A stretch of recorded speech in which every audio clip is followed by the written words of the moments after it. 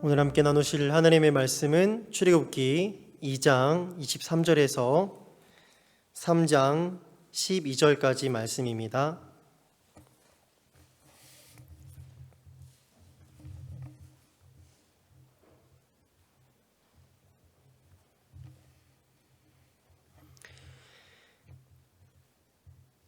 이 장 23절에서 3장 12절까지 말씀 교독하겠습니다.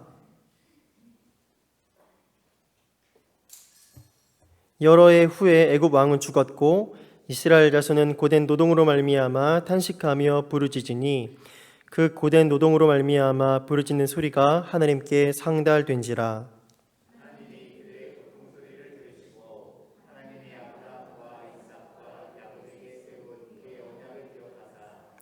하나님이 이스라엘 자손을 돌보셨고 하나님이 그들을 기억하셨더라.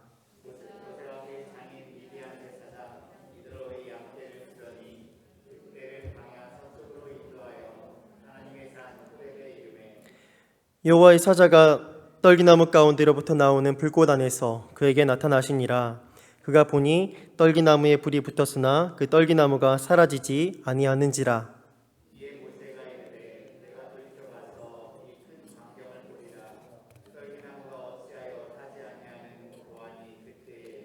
여호와께서 그가 보려고 돌이켜 오는 것을 보신지라. 하나님이 떨기나무 가운데서 그를 불러 이르시되 모세야 모세야 하시매 그가 이르되 내가 여기 있나이다.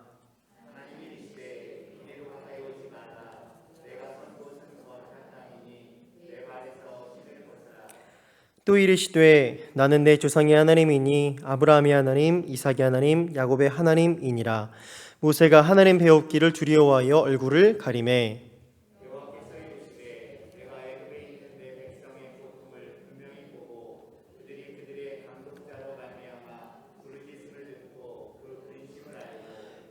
내가 내려가서 그들을 애굽인의 손에서 건져내고 그들을 그 땅에서 인도하여 아름답고 광대한 땅, 젖과 꿀이 흐르는 땅, 곧 가나안 족속, 헷 족속, 아모리 족속, 브리스 족속, 히위 족속, 여부스 족속의 지방에 데려가려 하노라.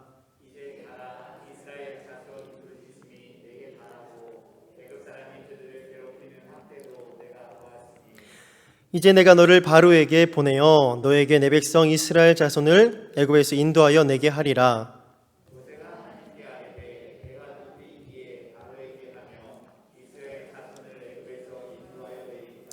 함께 읽겠습니다. 하나님이 이르시되 내가 반드시 너와 함께 있으리라.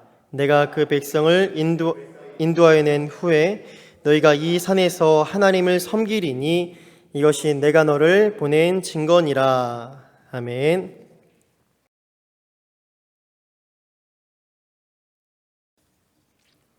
오늘 하나님의 부르심과 하나님의 보내심이라는 제목으로 잠시 하나님의 말씀을 나누겠습니다.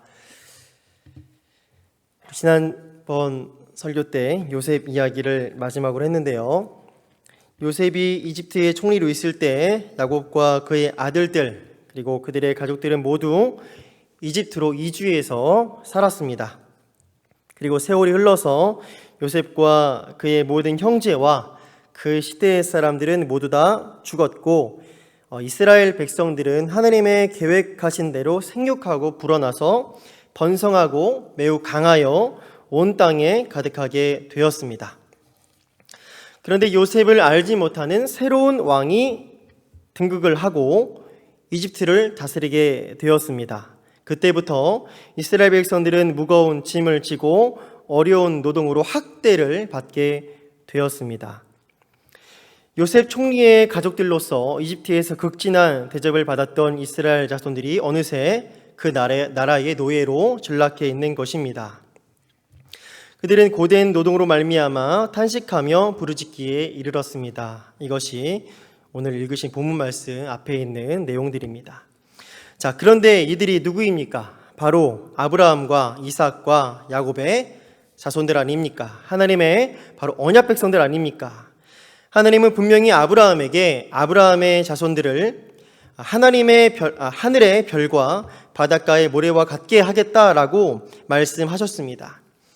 아브라함의 자손이 대적의 성문을 차지할 것이라고 말씀하셨습니다.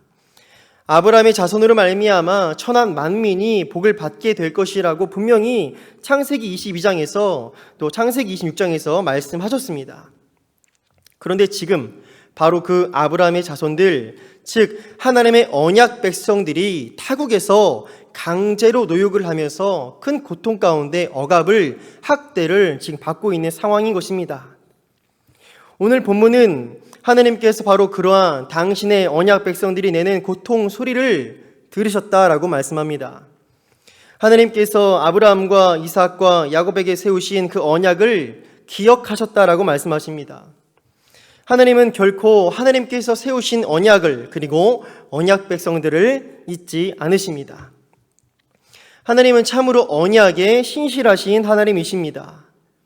사람은 자기가 한 약속을 잊어버리고 심지어 지키지 않을 때도 종종 있지만, 신실하신 하나님은 한 번 맺으신 언약을 결코 잊지 않으시고 하나님의 때에 완벽하게 이루십니다.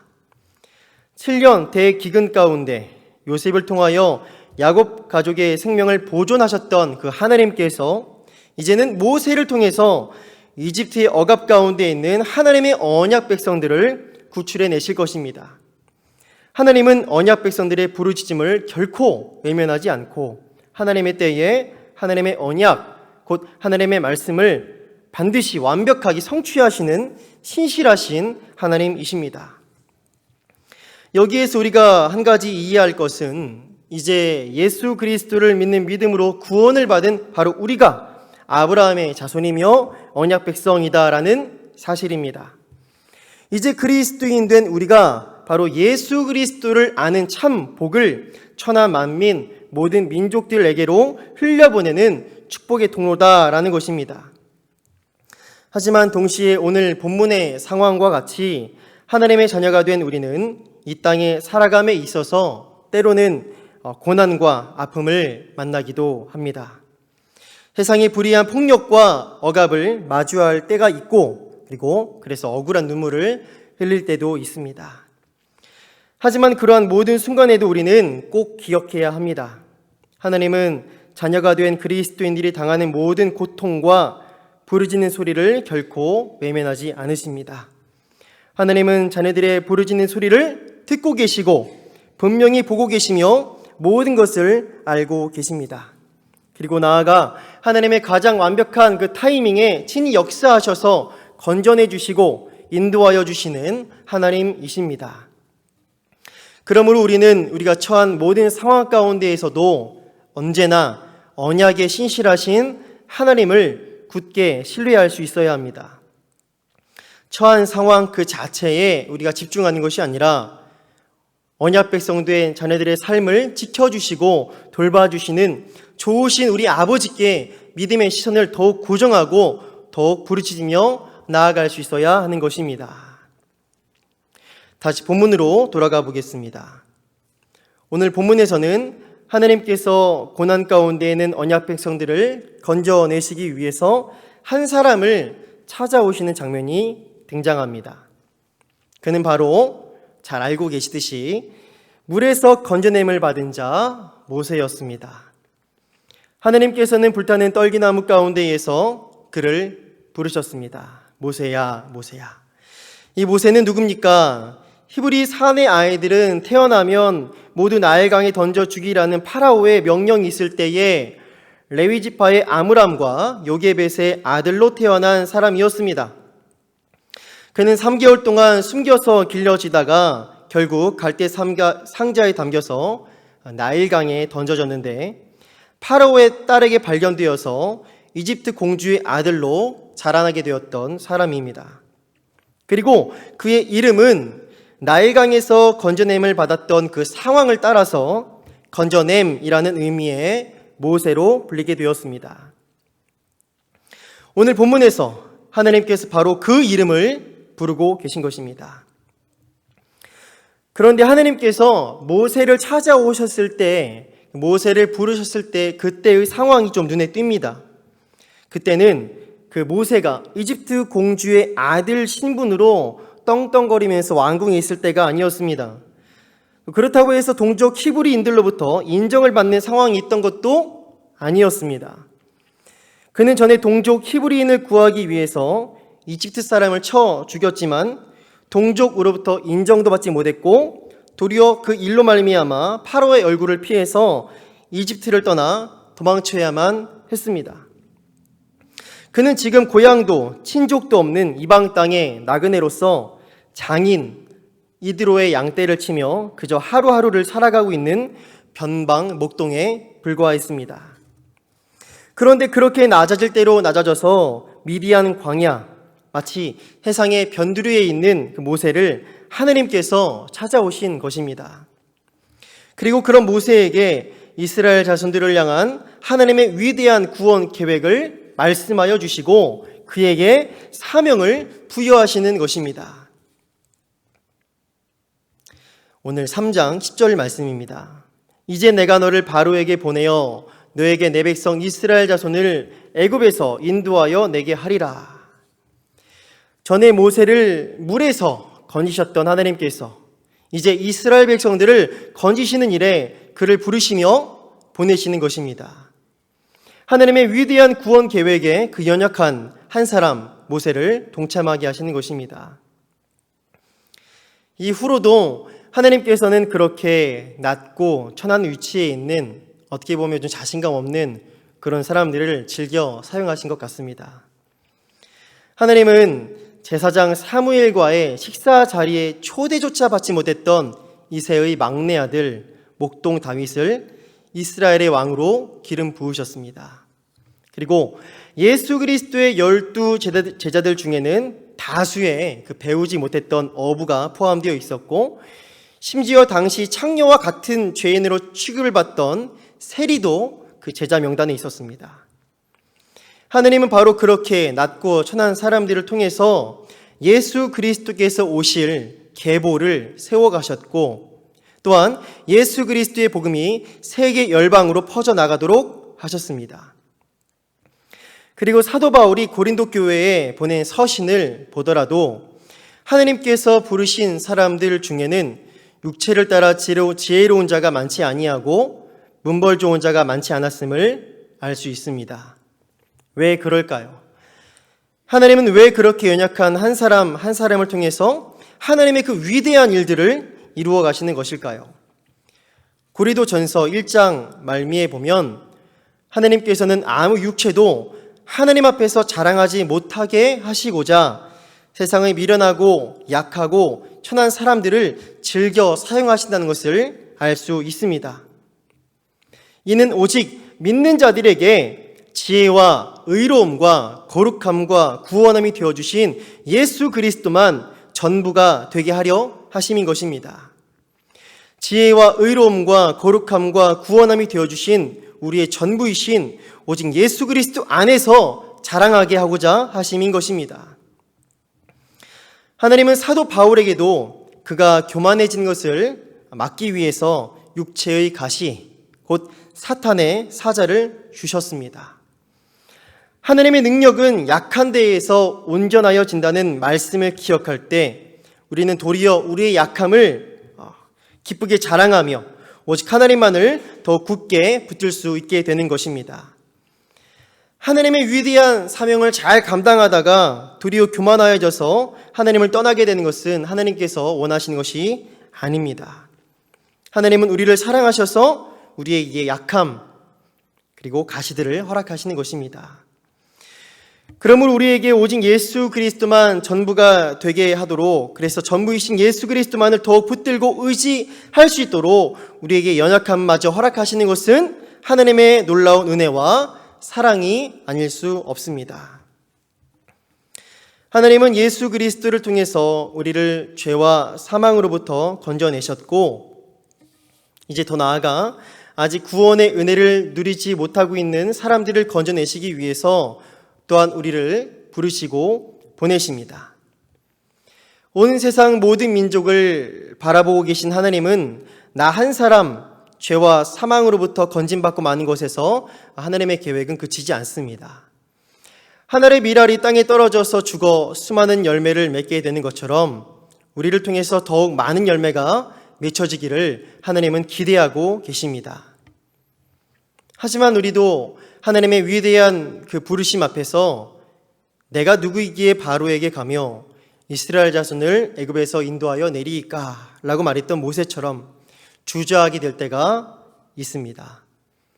하나님의 말씀보다도 내 처지와 내 연약함과 내 형편이 너무나 더 선명하게 잘 보이기 때문입니다.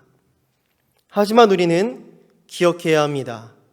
우리의 연약함은 하나님 나라 사역에 있어서 장애물이 아니라 도리어 하나님의 능력을 머물게 하는 은혜의 통로라는 사실을 우리는 믿을 수 있어야 합니다. 하나님은 능력은 많지만 교만한 10사람이 아니라 비록 능력은 없고 연약할지라도 겸손한 한 사람을 찾으십니다. 하나님은 능력이 부족해서 일을 못하시는 분이 아니기 때문입니다. 하나님은 조금 부족해도 겸손히 순종하는 한 사람에게 능력을 부어주셔서 넉넉하게 그 일을 감당하게 하시는 분입니다. 그러므로 하나님의 부르심 앞에서 나 자신의 연약함에 집중하는 것이 아니라 그저 부르신 분의 넘치는 그 능력과 지혜를 의지함으로 그저 나 자신을 하나님의 도구로 겸손히 내어드리는 그저 예수 그리스도만 전부가 되는 하나님 나라의 겸손한 믿음의 일꾼 바로 우리가 되기를 소망하며 축복합니다. 제가 고린도후서 12장 9절 10절 말씀을 잠시 읽겠습니다. 나에게 이르시기를 내 은혜가 네게 족하도다. 이는 내 능력이 약한 데서 온전하여 짐이라 하신지라. 그러므로 도리어 크게 기뻐함으로 나의 여러 약한 것들에 대하여 자랑하리니 이는 그리스도의 능력이 내게 머물게 하려 함이라. 그러므로 내가 그리스도를 위하여 약한 것들과 능력과 궁핍과 박해와 곤고를 기뻐하노니 이는 내가 약한 그때에 강함이라. 아멘. 다시 본문 말씀으로 돌아오겠습니다. 하나님의 보내심, 즉 사명을 부여받은 모세는 매우 자신 없는 모습을 보였습니다. 11절 말씀입니다. 내가 누구이기에 바로에게 가며 이스라엘 자손을 애굽에서 인도하여 내리이까. 모세는 더 이상 이집트 공주의 아들 신분도 아니었고 도리어 살인자이자 도망자 신세였습니다. 그저 이방 땅에서 다른 사람의, 물론 장인이긴 했지만 다른 사람의 양떼를 치는 목동일 뿐이었습니다. 모세는 그런 자신이 어떻게 저 강대국 이집트 파라오 앞에서 이스라엘 백성들을 인도할 수 있겠느냐라고 하나님께 질문하는 것이나 마찬가지였습니다. 이 하나님께서 그런 모세에게 가장 먼저 하신 말씀은 내가 반드시 너와 함께 하겠다라는 말씀이었습니다. 자신의 어떠함에 대해서 이야기하는 모세에게 하나님께서는 내가 너랑 함께 하겠다라고 말씀하시는 것입니다. 하나님은 부르심과 보내심에 순종하며 나아가는 하나님의 자녀들과 반드시 함께 하십니다. 이는 예수 그리스도께서 승천하시기 전에 제자들에게 사명을 부여하시며 약속하셨던 것이기도 합니다. 그러므로 너희는 가서 모든 민족을 제자로 삼아 아버지와 아들과 성령의 이름으로 세례를 베풀고 내가 너희에게 분부한 모든 것을 가르쳐 지키게 하라. 볼지어다 내가 세상 끝날까지 너희와 항상 함께 있으리라 하시니라. 하나님의 부르심을 따라서 하나님의 나라 사명을 감당하며 살아가는 사람들과 하늘과 땅의 모든 권세를 가지신 예수님께서 영원히 함께하겠다 약속하신 것입니다. 하나님은 사명을 감당하며 살아가는 자들과 언제나 함께 하십니다. 그것이 주방 봉사, 주차 봉사이든 차량 운행이든 다음 세대를 말씀으로 세워가는 교사의 사명이든 또는 보이지 않는 곳에서 묵묵하게 섬기는 그 어떠한 일이든 그저 맡겨주신 하나님의 사명에 겸손히 순종하며 나아가는 자녀들과 하나님께서 항상 함께 하시겠다라는 것입니다. 그러므로 사명을 감당하며 순종하며 살아간다라는 것은 하나님과 함께하는 삶을 살아간다라는 의미이기도 한 것입니다. 지난번 설교할 때 함께 나누었듯이 하나님은 어린 요셉에게 꿈을 통해서 하나님의 큰 계획을 보여주셨습니다. 그 꿈은 언약에 신실하신 하나님께서 택하신 언약 백성들을 기근으로부터 구원하는, 즉 생명 살림과 관련된 구속사적인 꿈이었습니다. 그리고 하나님의 그 위대한 구원 계획이 요셉의 삶의 현실이 되기까지는 정말 많은 고난의 시간이 지나야 했습니다. 하지만 하나님께서는 그 모든 시간 가운데에도 요셉과 함께 하셨습니다. 노예로 팔려와서 보디발의 집에 있었을 때에도, 억울한 누명을 쓴 채 가장 낮고 어두운 감옥에 갇혀 있었던 때에도 하나님은 언제나 요셉과 함께 하셨습니다. 그렇게 장소불문 하나님께서 함께 하심이 곧 형통이었고, 심지어 그렇게 하나님과 함께함 가운데 받는 고난은 이집트 전국을 다스리기에 앞선 하나님의 사전 훈련이었습니다. 그렇습니다. 하나님은 하나님 나라의 사명을 감당하며 살아가는 백성들과 언제 어디서나 함께 하십니다. 그곳이 가정이든 직장이든 한국이든 아프리카이든 주님은 함께 하십니다. 그렇게 하나님과 함께 살아가는 것이 형통이고, 또 심지어 하나님의 일을 감당하다가 받는 고난마저도 오히려 연단의 축복이 되는 것입니다. 그리고 끝내 하나님을 사랑하는 자, 곧 그의 뜻대로 부르심을 입은 자들에게는 모든 것이 합력하여 선을 이루게 하시는 하나님의 은혜의 역사를 보게 될 것입니다. 이제 말씀을 정리하겠습니다. 하나님께서 고된 노동으로 말미암아 탄식하는 이스라엘 백성들의 부르짖음을 들으셨습니다. 하나님은 아브라함과 이삭과 야곱에게 하신 당신의 언약을 기억하셨습니다. 하나님은 물에서 건짐받은 모세를 찾아오셔서 이스라엘 백성들을 위한 하나님의 위대한 구원 계획을 말씀하여 주셨습니다. 그리고 하나님은 그를 이집트 파라오한테 보내시며 그로 하여금 이스라엘 자손을 이집트에서 인도하여 내게 하실 것을 말씀하셨습니다. 그리고 두려워하고 있는 모세에게 반드시 함께 하겠다고 약속하여 주셨습니다. 하나님께서 우리에게 맡겨주신 하나님 나라 사명은 무엇입니까? 우리는 그 사명을 인지하고 또 그 사명을 어떻게 감당하며 살아가고 있습니까? 그리고 그 사명을 감당함에 있어서 세상 끝날까지 항상 함께 하시겠다는 주님의 약속을 기억하고 믿음으로 붙들고 있습니까? 우리가 아무리 연약하고 아무리 부족하더라도 하늘과 땅의 모든 권세를 갖고 계신 예수 그리스도께서 함께 하심으로 우리는 끝내 넉넉히 승리하며 모든 영광과 찬송을 하느님께 올려드리게 될 것입니다.